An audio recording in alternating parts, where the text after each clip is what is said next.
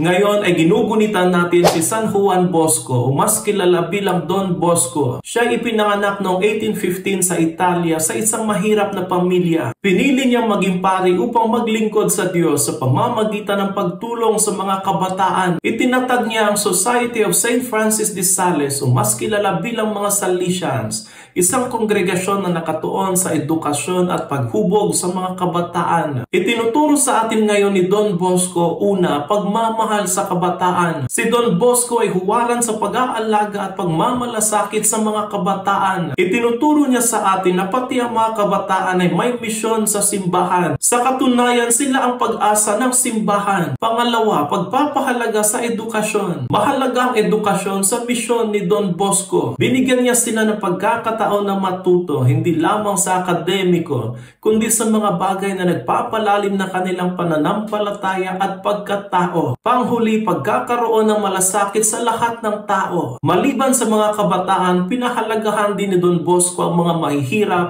at ang mga walang kalinga. Itinuturo niya sa atin na magpakita ng malasakit sa lahat at maging bukas palad sa pagtulong sa kapwa. San Juan Bosco, ipanalangin mo kami.